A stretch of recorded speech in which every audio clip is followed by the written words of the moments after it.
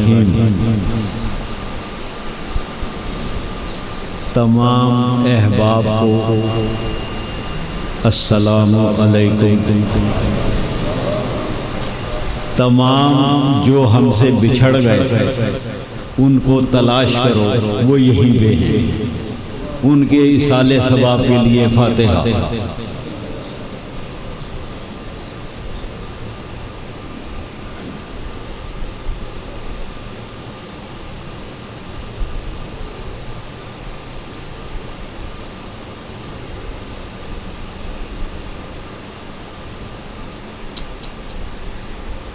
آمین یا رب العالمین۔ تمام احباب جو بچھڑے وہ ہم سے بچھڑے نہیں، یہی پہ ہیں، جن کی یاد تازہ کی جا رہی ہے، ان کی یاد کے صدقے سارے حاضر ہیں کہ ان کی یاد وہ اپنی حیات میں بھی بناتے رہے، تو جدا ہو کے بھی وہ کہاں جدا ہوں گے، ہمارے ساتھ ہی ہیں۔ اعوذ باللہ من الشیطان الرجیم، بسم اللہ الرحمن الرحیم۔ انا آتیناک الکوثر فصل لربک وانحر انا شانئک ھو الابتر۔ وہ بھائی جان ساروں نے ساتھ مل کے پڑھنا ہے۔ قل هو اللہ احد اللہ الصمد لم یلد ولم یولد ولم یکن لہ کفوا احد۔ اللہم صلی علی محمد وعلی آل محمد کما صلیت علی ابراہیم وعلی آل ابراہیم انک حمید مجید۔ اللہم بارک علی محمد وعلی آل محمد کما بارکت علی ابراہیم وعلی آل ابراہیم انک حمید مجید۔ تمام آنے والوں کے لیے نوید ہے جو میرے نبی نے دی ہے کہ جو میرے بیٹے کا ذکر سننے کے لیے اس کی محبت میں گھر سے چلے گا، ملائکہ اس کے پیروں تلے ہوں اور وہ ملائکہ کے پروں پر سوار ہوتا ہوا آئے گا، اور جب واپس جائے گا تو اسی کنڈیشن میں جائے گا۔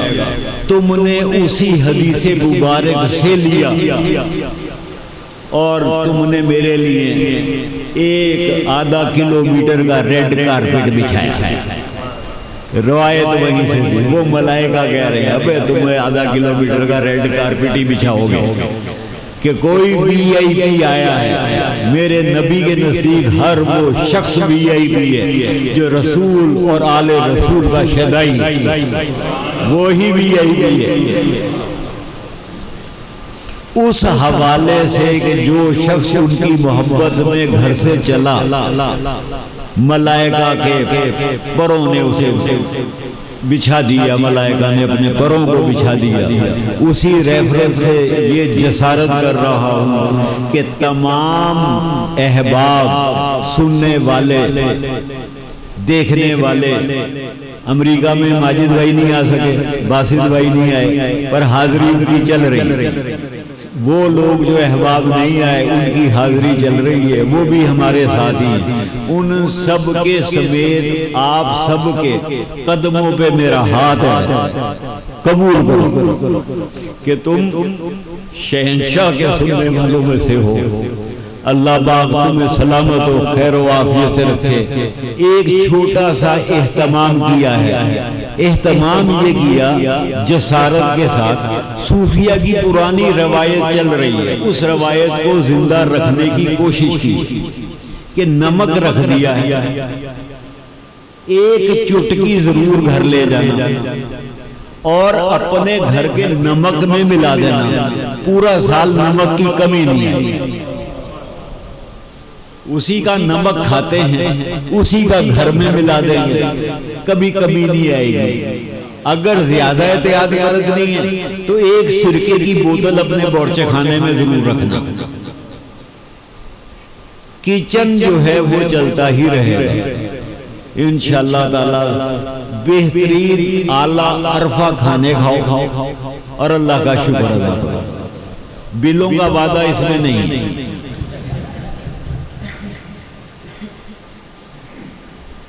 آغاز جو شروع ہوا وہ سیدنا ابراہیم علیہ السلام سے بیابان میں چھوڑ گئے بی بی ہاجرہ پاک اور جناب اسماعیل.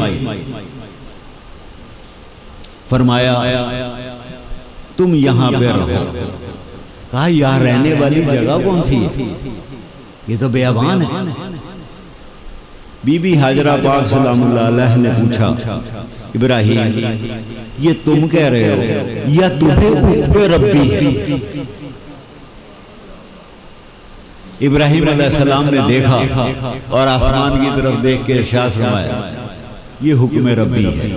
کہا پھر تم جاؤ. اور وہ جو صفا مروہ ہے اس میں بچے کی پیاس اور وہ دوڑی.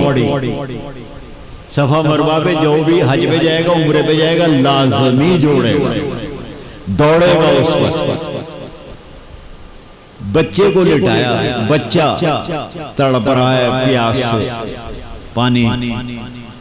ادھر سے جنگلی جانوروں کا خطرہ ہے. کبھی جاتی ہیں کبھی واپس آتی ہیں کہ بچہ کیسا ہے. بچے نے ایڑی رگڑی زمزم آیا. یہ شان رسالت ہے کہ اس کے جد کا عالم یہ ہے کہ وہ ایڑی رگڑے تو زمزم نکلتا ہے. قیامت تک اس پانی نے ختم نہیں ہونا. لوگ ہر طرح کی بیماری ازاری میں سے استعمال کریں اس کی ایکسپائری نہیں. یہ ہمیشہ ہی چلتا رہتا ہے اور ہمیشہ بابرکت اور باعث شفا بھی رہے گا. ابراہیم علیہ السلام نے ایڑی رگڑی پانی آیا. پھر ابراہیم علیہ السلام تشریف لائے. کہا اللہ کا حکم ہے کہ میرا یہاں گھر تعمیر کرو. میرا گھر تعمیر کرو. اسی ایک ذریعہ ہے پورے کعبے میں وہ زمزم ہے ورنہ دوسرا سورس آف واٹر نہیں ہے وہاں پہ. میں کہا بھائی جان تھوڑا سا ایک فکر ہے ایک سوچ. میں 1400 سال بعد آیا ہوں. 1400 سال بعد آگے اس لاہور شہر میں آباد ہوا. لاہور شہر میں دیکھا پانی بہترین پیتے رہے. 50 سال بعد پتہ چلا نیسلے کا جلے گا یہ نہیں. 50 سال یہی پانی بھی پانی کاروبار بن گیا. جب کہ بہترین پانی اویلیبل ہے تب کاروبار ہے کہ محتاجی نہیں ہے. بابا زمزم کو دیکھو کوئی سورس دوسرا ہے ہی نہیں. تب بھی میرے نبی کے جد نے کبھی اسے بیچا نہیں ہے. دوسرا سورس نہیں ہے. جو بھی ریٹ رکھیں لوگ دینے کو تیار ہیں لیکن نہیں. ان سے بڑا رئیس کو آڈو ہوگا اس کو سورس آف انکم نہیں بنایا. ہم سردار مکہ ہیں اپنی رعایا کو فیسلٹیز دیتے ہیں. جاؤ اور سے پانی پیو جتنا چاہو پیو. کعبے کی تعمیر شروع. ابراہیم علیہ السلام نے کعبے کو تعمیر کرا. کہ یہ کیا ہے؟ میں کہا اللہ کا گھر بن رہا. کہ اللہ یہاں؟ فرمایا مجھے حکم ایسے. جناب اسماعیل علیہ السلام کے ساتھ مل کے کعبے کی تعمیر کی. کعبہ تعمیر ہوا.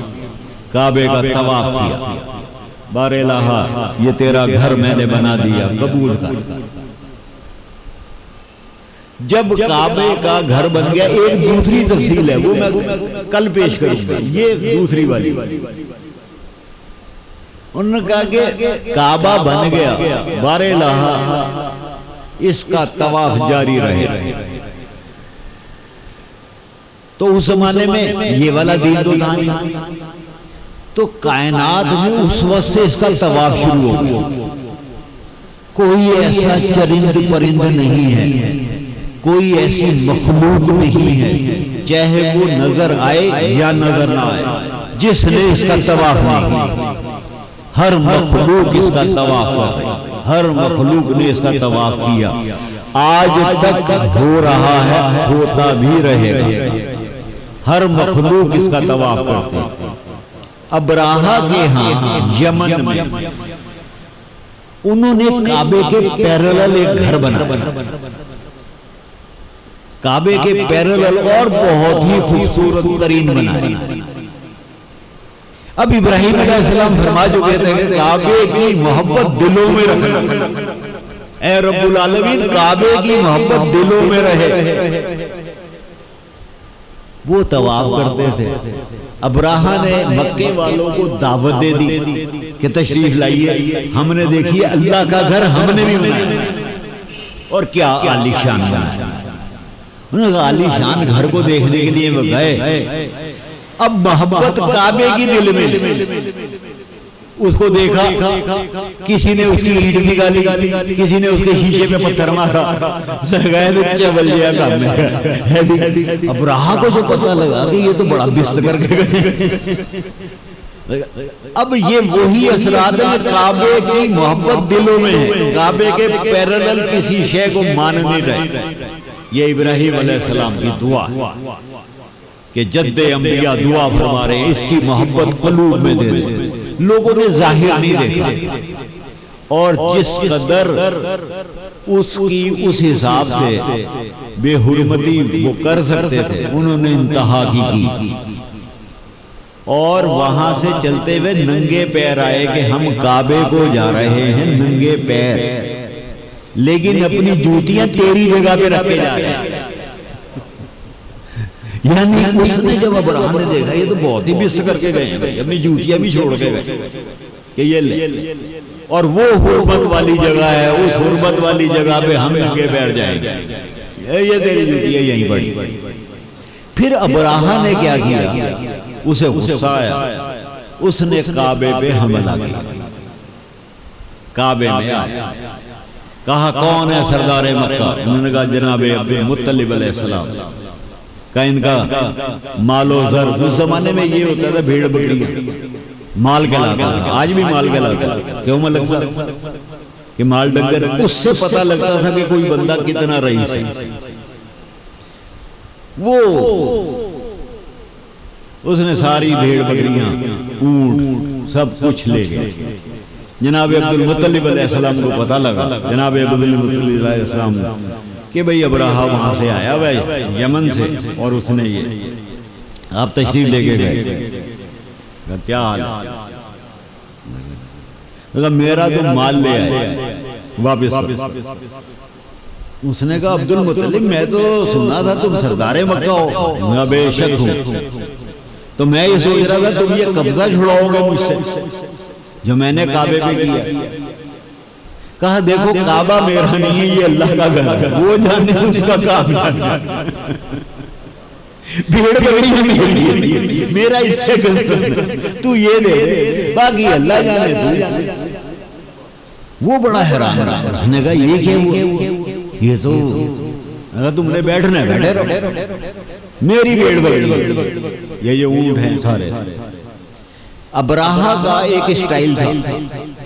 ابراہا اپنے مد مقابل جب کسی کو بٹھاتا تھا تو ادھر سے اشارہ کرتا تھا. اس نے سدائے ہوئے ہاتھی رکھے ہوئے تھے جو سفید نسل کے تھے, نایاب ترین نسل کی. اس نے ہاتھی رکھے ہوئے تھے, اور ایک کے بعد دوسرا, دوسرے کے بعد تیسرا, یہ اس نے ترتیب سے رکھا تھا. اور اشارہ کرتا تھا کہ جب میرے کوئی اوپوننٹ بیٹھے تو اس ہاتھی کو گزارو. جب تم اس ہاتھی کو گزارو گے تو وہ ہاتھی اس پر حملہ آور ہوتا تھا جو ابراہا کے مخالف ہے. تو وہ بندہ ظاہر بات ہے ہاتھی ایک دم سے حملہ آور ہوتا تھا, وہ گھبرا جاتا تھا. اس سے پھر وہ ایگریمنٹ سائن وغیرہ کراتا تھا, یہ مانو یہ مانو یہ مانو. سرکار بیٹھے ہوئے تھے, ابراہا نے اشارہ کر دیا. ابراہا نے اشارہ کیا, ادھر سے ہاتھی گزرا. جناب عبد المطلب علیہ السلام کھڑے ہوئے, ہاتھی نے سر جھکایا, آپ کھڑے ہوئے اسے پیار کیا. ابراہا نے اشارہ کیا دوسرا لا, وہ دوسرا لے کے آیا. جب دوسرا لے کے آیا تو اس نے بھی سجدہ کیا, آپ نے پیار کیا. کوئی گھبراہٹ کوئی کچھ نہیں. ابراہا نے تیسرے کو بلایا, اس نے بھی ایسے ہی کیا. ابراہا فرمایا جتنے ہاتھی ہیں سب کو بلا لے،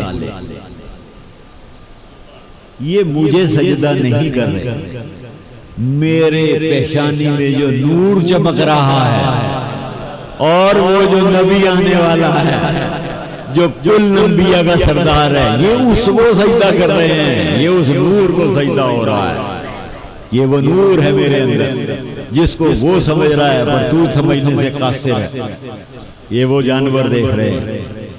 اور اس کے بعد وہ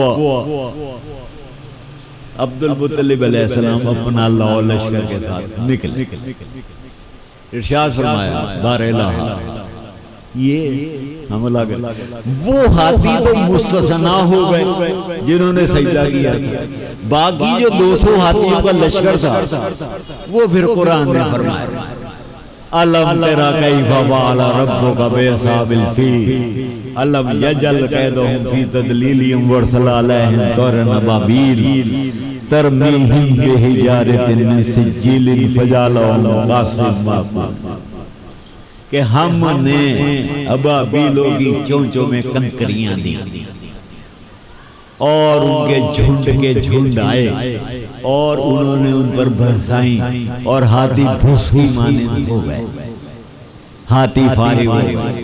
میرے نبی صلی اللہ علیہ وآلہ وسلم کے نام کے چرچے تو اس وقت سے چل رہے ہیں صلب عبد المطلب علیہ السلام میں، اس وقت سے وہ چرچے چل رہے ہیں۔ اس کے بعد یہ ذات اقدس بیٹھی، جناب رسول خدا صلی اللہ علیہ وآلہ وسلم کے والد گرامی وفات پا گئے، جناب عبد المطلب علیہ السلام نے پرورش شروع کی، والدہ ماجدہ بھی رخصت ہو گئی۔ اب ایک تحقیق طلب بات ہے، میرے نبی صلی اللہ علیہ وآلہ وسلم تشریف فرما ہے، ایک پتھر سے ٹیک لگائی با عمر مبارک 9 سال، ہاتھ میں ایک چھڑی اور اس سے زمین پہ کھیل رہے۔ کچھ بندے افسردگی کے عالم میں گزر رہے، جب وہ آگے گئے اور پیچھے والے بھی افسردگی میں ہیں، سب کو طلب کیا، کہو ادھر آؤ، گا کون ہے جو ہمیں بلا رہا ہے؟ کہا بنو ہاشم کا پوتا ہے عبد المطلب، بنو ہاشم قبیلے کا جو سردار ہے اس کا پوتا ہے، عمر مبارک 9 سال۔ فرمایا افسردگی اور گردنوں کو جھکا کے کیوں جا رہے ہو؟ انہوں نے کہا آپ کے بنو قریش قبیلے کے ابو لہب اور ابو جہل نے 900 اونٹوں کا ہم سے سودا کیا، ہم نے بیانہ دیا، اب وہ لینے گئے تو انہوں نے کہا کہ نہ اونٹ ہے نہ بیانہ واپس کریں گے، ہمارا نہ وہ مال دیتے ہیں اور نہ پیسے دیتے ہیں۔ فرمایا ان سے جا کے کہو دونوں میں سے ایک کام کریں، وہ واپس گئے۔ اب ڈوبتے کو ہوتا ہے تنکے کا ساتھ، کوئی تو ہماری محض میں ہے، اب یہ تو پتہ نہیں کون، انہوں نے کہا چلو واپس چلے گئے۔ انہوں نے کہا کہ بھائی محمد ابن عبداللہ ابن عبد المطلب کا فیصلہ ہے اور وہ فرما رہے ہیں یا اونٹ دو یا ہمارے پیسے واپس کرو۔ انہوں نے کہا تم جاؤ، ہم عبد المطلب علیہ السلام سے خود بات کریں۔ اب یہ ابو جہل ابو لہب کا پورا ٹولہ اکٹھا ہوا، سارا ٹولہ اکٹھا ہو کے جناب عبد المطلب علیہ السلام کی خدمت میں آیا اور کہا کہ دیکھیے آپ کا بچہ فیصلے کر رہا ہے۔ فرمایا کیا کیا؟ ہم نے اونٹوں کا سودا کیا ہوا تھا، ہم نے انہیں بھگا دیا کہ نہ پیسہ ہے نہ جانور ہیں، اور اس نے کہہ کے بھیجا ہے کہ دونوں میں سے ایک کام کرو. تو آپ دیکھیے عبد المطلب علیہ السلام سے کہا آپ دیکھیے, کہا دیکھنا کیا ہے, محمد نے فیصلہ کر دیا. کہا تھا فیصلہ تو ہو گیا, اور محمد کے فیصلے کے اوپر کوئی فیصلہ صادر نہیں ہوگا. وہ ایک الفاظ ہیں جو قیامت تک چلے, جو محمد کا فیصلہ ہے اس کے اوپر کوئی فیصلہ ہو نہیں سکتا. یہ امر ربی ہے, یہ اللہ کا فیصلہ ہے. اس فیصلے کے حساب سے کہ میرا دین ہے اس کی بقا چاہیے. فیصلے کے اوپر کوئی فیصلہ آ نہیں سکتا. اس دین کی بقا کا بھی فیصلہ, اس دین کی بقا کا فیصلہ یہ مولا حسین علیہ السلام فرما رہے ہیں کہ یہ فیصلہ. اب اللہ کے نبی, اب یہ مشترکہ لکھا ہوا ہے. مولانا روم نے اس پہ سب سے زیادہ ڈسکشن کی. مولانا روم فرماتے ہیں کہ مجھے شمس تبریز نے کہا کہ 3 دن ہو گئے اللہ کے نبی کی آنکھوں سے آنسو نہیں تھمے. یہ مثنوی مولانا روم میں ملے گا آپ کو بڑی تفصیل سے. شمس تبریز جس بات کے تابع ہوئے وہ وجہ بھی ہے. بہرحال انہوں نے فرمایا کہ 3 دن ہو گئے اللہ کے آنسو نہیں, رسول کے آنسو نہیں تھمتے, اور بارہا مرتبہ صرف ایک بات کہتے ہیں, میں نے امت بخشوانی ہے. تمام صحابہ رضی اللہ تعالیٰ عنہ سب پہ ہمارا کروڑا سلام ہے. فرماتے ہیں ہر ایک نے کھڑے ہو کے کہا ہم نے اپنے تمام نیک اعمال آپ کی امت کو بخش دی, لیکن اللہ کے نبی کی تسلی نہیں. فرماتے ہیں یہ کویسچن ہے جو شمس تبریز نے مولانا روم سے پوچھا. فرماتے ہیں میں اتنا بڑا عالم فاضل, مجھ سے میرے مرشد نے ایک سوال کیا جب میں ابھی انہیں مانتا نہیں تھا کہ اگر رسول مشکل میں ہو تو کون حل کرے گا. کہا میں گم ہو گیا, اگر رسول مشکل میں. کہا واقعہ تو مجھے بھی پتا تھا پر میرے پاس یہ والا اینگل نہیں تھا. فرمایا کہ یاد ہے تمہیں 3 دن؟ انہوں نے کہا ہاں بالکل. کہا بلال حبشی رضی اللہ تعالیٰ عنہ سر جھکا کے بی بی پاک کے دروازے پہ آئے. اب ان کے ساتھ 7 صحابہ ہیں.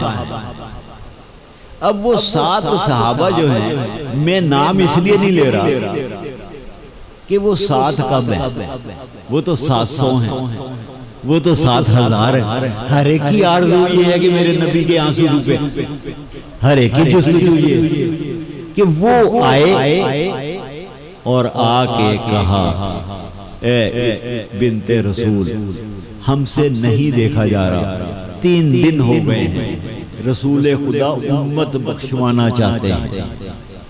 بی بی پاک نے فرمایا میں آتی ہوں. بی بی پاک اس بھری مجلس میں تشریف لائی. اللہ کے نبی حسب عادت استقبال کو کھڑے ہوئے, اپنی کملی بچھائی. کہا بی بی کیسے آئی؟ کہا بابا امت بخشوانی. میں کہا یہ میرے ذمہ ہے. اللہ کے رسول نے آنسو پوچھے کہ بی بی نے پار اٹھا لیا. یہ ہمارے ذمہ, ہم امت آپ کی بخشوائیں. اللہ کے نبی نے تمام تر اس میں 700 سے زائد صحابہ رضی اللہ تعالیٰ عنہ کی روایت لکھی کہ وہ بیٹھے ہوئے تھے, انہوں نے آنسو پوچھے اور کہا کہ ٹھیک اب مجھے تسلی ہو گئی. وہ تسلی جو دی گئی ہے وہ سارا دین کا ہم سب پر احسان ہے. بی بی پاک سلام اللہ علیہ کا کہ جن کے بیٹوں نے یہ قربانی دے کے اور یہ منوایا. بیٹوں کی تو بات ہی کچھ اور ہے, وہ لیکن جس نے ان کا ساتھ دیا, ایک صحابی پہ کروڑ سلام, ایک صحابی رسول ایک ایک مولا حسین کا صاحب وہیں سے ولایت چلی، انہی کو ہم اولیاء اللہ کہتے ہیں کہ یہ وہ ہیں جنہوں نے ساتھ دیا ہے رسول خدا صلی اللہ علیہ وآلہ وسلم کے بیٹے کا۔ یہ 72 نفوذ لے کے چلے، مدینے سے رخصت ہوئے، کوئی ایک آپ صحابی نہیں مجھے گنوا سکتے جو قبیلے کا سردار ہو اور اس کی اولاد مولا حسین کے ساتھ نہ ہو۔ کہا ہماری طرف سے نمائندگی ہے، نمائندگی کو قبول فرمائے، ہماری نمائندگی اگر آپ نے مولا نہ لی تو ہم روز محشر رسول خدا کو کیا منہ دکھائیں گے۔ شہنشاہ نے ترس کھایا اور سب کی قربانیوں کو قبول فرمایا۔ مدینے سے نکلے، وہاں پہ آئے، کربلا معلیٰ پہنچے، کربلا معلیٰ پہنچ کے شہنشاہ نے زمین خریدی، ڈیرا لگایا۔ اس ڈیرے سے جناب حر نے ہٹایا کہ یہ دریا کے کنارے ہو، پانی کی فیسلٹی، یہاں سے خیموں کو بدلو، اور وہی شان ہے، فرمایا خیموں کو بدلو۔ غازی شہنشاہ علیہ السلام کھڑے ہوئے ہیں، کہا مولا حسین اگر فرما رہے تو بدلو، ورنہ کسی کی ضرورت، یہ اجازت ہے تو بدلو، تیرے لیے نہیں، اجازت ہے بدلنے کی تو پھر بدلنا ہے۔ وہ بدل کے ادھر آ گیا۔ جس جرنل نے یہ بدلوائے تھے وہ حر ابن رائی، اور رائی قبیلے کے سرداروں میں سے، رائی قبیلے کے سرداروں میں ہو گئے۔ کہنے لگا وہ جنرل ٹائپ آدمی ہیں، تو فیصلہ ہوا کہ مولا حسین علیہ السلام کو شہید کیا۔ یہ رات کے اندھیرے میں نکلا، اس کے بھائی نے دیکھا، بھائی نے کہا حر کہاں جا رہے ہو؟ کہا میں اس میٹنگ میں تھا جس میں یہ فیصلہ ہے کہ کل ان کو شہید کیا جائے گا۔ کہا تم نے کیا کیا؟ کہا بھائیا میں نے یہ سوچا کہ میں نکلوں اور مولا حسین سے معافی مانگوں اور ان کے قافلے میں شامل ہوں۔ اس کے بڑے بھائی نے کہا بیٹھو یہاں پہ، اپنے غلاموں کو، اپنے بیٹوں کو، حر کے بیٹوں کو بلایا، کہا دیکھو یہ شخص کیسا شخص ہے، جب تک دوزخ کا ساتھ تھا تو ہمیں ساتھ رکھا ہوا تھا، جنت اکیلے لینا جا رہا ہے۔ انہوں نے کہا جنت کو اکیلے لینا جا رہا ہے، جب دوزخ کا ساتھ تھا تو ہم ساتھ ساتھ تھے۔ 21 نفوس چلے ان کے ساتھ، جناب حر، ان کے بھائی، ان کی اولاد، ان کی اولاد، غلام، 21 نفوس کا قافلہ بارگاہ مولا امام عالی مقام کی خدمت میں حاضر ہوا، معافی طلب کی۔ کیا کوئی گنجائش ہے؟ کیونکہ میں نے تو خیمے بدلوائے، میں نے تو اتنا بڑا، گنجائش ہے؟ غازی شہنشاہ علیہ السلام نے فرمایا رحمت للعالمین کا وارث ہے، یہ سوچ کے معافی مانگ۔ اس سینیریو میں مت مانگیو کہ تو نے غلطی کا، رحمت للعالمین کے وارث کے پاس آیا ہوں معافی مانگنے کے لیے۔ 21 نفوس کو معافی دی گئی، اور میرے مولا نے کیا شرف دیا، اور کیسا شرف ہے کہ جب کربلا کی جنگ ہوئی تو سب سے پہلے جناب حر کو بھیجا، پہلا شہید ہے یہ، انہیں شرف پہلا شہید۔ کہا تم جاؤ۔ صحابہ رضی اللہ تعالیٰ عنہ میں جذبہ شہادت ایسا ہے کہ کچھ لوگوں نے فیصلہ سن کے گردنیں جھکا دی۔ پتہ لگ گیا مولا حسین کو کہ ارشاد فرمایا جب تمہارے گھر کوئی مہمان آئے کیا اس کی تواضع نہیں کرتے؟ صحابہ رضی اللہ تعالیٰ عنہ نے فرمایا مولا کرتے ہیں۔ کہا بہتر نہیں ہے کہ یہ مہمان ابھی آیا، اس کی تواضع میرے جد رسول خدا حوض کوثر پہ کرے، میں نے اس لیے اسے پہلے بھیجا ہے۔ جناب حر علیہ السلام تشریف لے کے گئے آل اولاد کے ساتھ، جامع شہادت نوشیہ، کروڑا سلام ہے ان ذاتوں پر۔ اللہ تعالی ہمیں ان کی یادوں سے وابستہ رکھے، ان یادوں کا، ان باتوں کا دیکھو بیٹا فائدہ ہے، اور اس فائدے کو اپنے پہ امپلیمنٹ کرنے کی کوشش کرو۔ فائدہ کیا ہے؟ اتنا بڑا مجرم ایک لہجے میں معاف۔ تو ہم یہ کہتے ہیں کہ تم بھی اپنے دلوں کو ذرا موم کرو، تاکہ لوگوں کو پتہ لگے رحمت للعالمین کے ماننے والے ہیں۔ جو تمہارے گستاخ ہو گئے، جو تمہارے مخالف ہو گئے، وہ تمہارے دوست ہیں، تمہارے رشتہ دار ہیں، معاف کر دو۔ جناب حور کے صدقے انہیں معاف کر دو۔ یہ اختلافات چھوٹے چھوٹے چھوڑ کسی بڑے بات کی طرف چلتے ہیں، کوئی بڑا عزم لے کے چلتے ہیں۔ سب سے گزارش ہے کہ یہ چھوٹے چھوٹے اختلافات کو چھوڑ کے ایک باہم بھائی رابطہ کرو۔ صرف ایک اختلاف ہے جو رہنے دو، اس کے میں حق میں ہوں۔ ساس بہو کے جھگڑے میں آؤ نا، باقی ٹھیک، کیونکہ وہ حل ہونا میری ہماری عقل سے بالا تر ہے۔ باقی ٹھیک، باقی جو تم کر سکتے وہ تو کرو، جو کام دیانتداری سے کرنا ہے وہ تو کر لو۔ کہ بھئی سال کا آغاز ہے، میں اگر کہیں پہ ہوں تو میں آنیسٹ ہوں، ڈس آنیسٹی نہ کروں۔ یہی تقاضا وفا ہے۔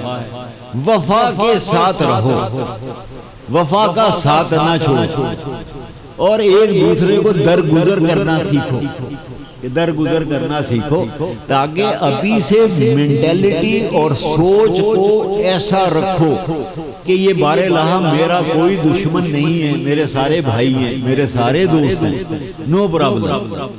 مجھے آگے بھائی یہودیوں سے لڑنا ہے، پہلے اتفاق کروانے دو، اگلا مشن بہت بڑا ہے، اور یہ لڑائی ہم پر مسلط ہونی ہے۔ ہم اس کی تیاری میں کر رہے ہیں کہ بھائی یہ والے چھوٹی چھوٹی لڑائیاں یہ جھوڑ بڑی کر لیں گے انشاءاللہ تعالی، اور صدقہ ہوگا مولا حسین کا، فاتح ہم ہی ہیں، کسی بھی صورت ہمیں شکست نہیں ہے۔ اور اپنے ذاتی اختلافات کو سرکار حور علیہ السلام کے صدقے معافی چھوڑو برے یار، یہ چھوٹے چھوٹے اہمی مسئلے بنا کے بیٹھے ہیں۔ اور اللہ تعالی ہمیں ہر محاذ پر ان کے صدقے کامیابی و کامرانی عطا فرمائے، اور ہمیں استقامت عطا فرمائے، ان کی یادوں سے وابستہ فرمائے۔ یہ کام نہیں ہوتا کہ قربانی ہوئی تو، یہ ایک اللہ کا نظام ہے۔ اللہ نے نظام بنایا کہ دیکھو عید قرباں ہے، عید قرباں کے بعد محرم آیا، کیونکہ عید قرباں آئے گی تو ذبح نظیم آئے گا نا۔ انبیاء پہلے آئیں گے تو ختم مرسلین آئے گا، ساری کتابیں آئیں گی تو قرآن آئے گا، تو ساری قربانیاں ہو جائیں گی تو ذبح عظیم آئے گا۔ اور اس ذبح عظیم کے صدقے میں ہر ایک روحانی طاقت عطا فرمائے اللہ تعالیٰ ہمیں، اور مولا پاک کرم فرمائے، اور اپنے رحم فرمائے، رزق میں اضافہ فرمائے، اور اضافے سے بڑھ کر رزق میں برکتیں عطا فرمائے۔ وہ 1 روپے میں جو برکت دے سکتا ہے وہ کروڑوں میں نہیں مل سکتی، وہ قادر ہے اس برکت کو دینے میں۔ ہمارے دلوں کو صاف کرے، رسول آل رسول کی محبت سے اسے پر کرے، اور اس کا استفادہ ہم دوسروں کو دے سکیں، ہماری ذات سے وہ جھلکے کہ ہاں رحمت کے وارثوں کا تھوڑا تھوڑا ایک رتی تو آیا ہوا ہے ان میں۔